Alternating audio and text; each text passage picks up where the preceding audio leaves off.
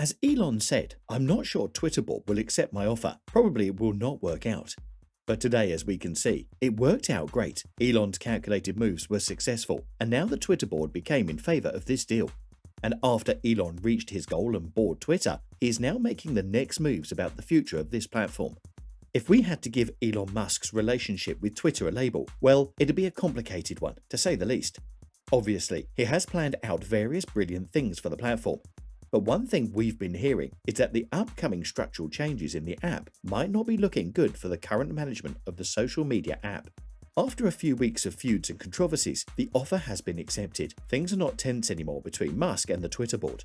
But still, this deal will affect the board's future.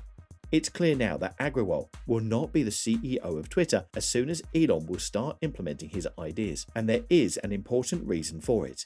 Furthermore, there are reports about the potential future CEO of Twitter that Elon Musk has already selected, and we will also discuss it today. But it's interesting to point out that be it at home, work, or even on a vacation, Musk is always up and typing. He tweets to his 89.7 million followers and responds to them faithfully. He will literally reply to anyone, not to mention the other social media platforms where his tweets circulate, quite often becoming the buzz of the town. His nonchalant attitude has kept him connected to his followers, while his fiery, fearless, and unapologetic statements have made him as popular as he possibly could have been. His wholehearted devotion to Twitter, along with his tech wisdom, definitely must have let him understand the ins and outs of the app.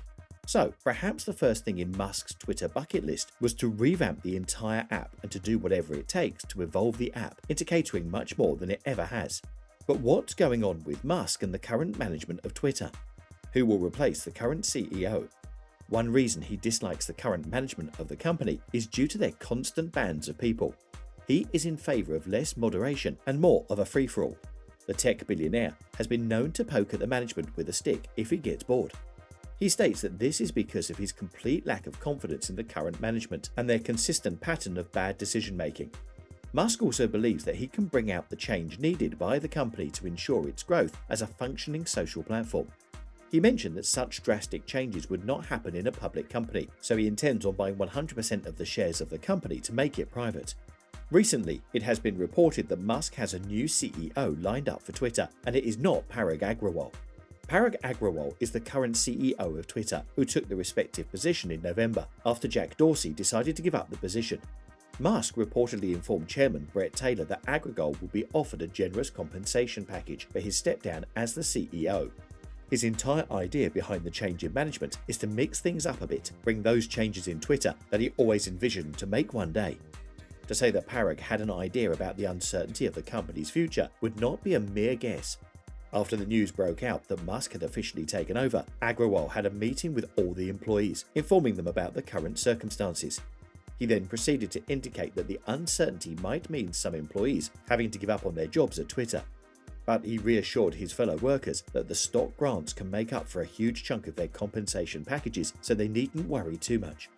When all factors considered, it would not be wrong to speculate whether the former CEO Jack Dorsey would be reinstated in his role due to his parallel ideologies with the new owner of Twitter. He actively supported the takeover, which would see him earn a healthy check once the deal was closed. Jack claimed that the company was ready to move on from its founders, but the sudden resignation, along with a peculiar similarity in thinking with Musk, leaves much to be answered. In a recent tweet, he mentioned that the app should be more of a public commodity rather than giving the entire authority to a certain someone. And to achieve this objective, he believes that Musk would be a singular solution. Let's analyze on how Twitter has been doing recently. To our surprise, Twitter itself has admitted fabricating and overestimating the number of users active on the app daily since the past 2 years. Is it just an innocent mistake? However, in this quarter, the number of usership has gone up by 12 million people. Last year's revenue for the app was a total of $1.08 billion, whereas this quarter's revenue has an incredible spike of 16%, approximating to $1.2 billion.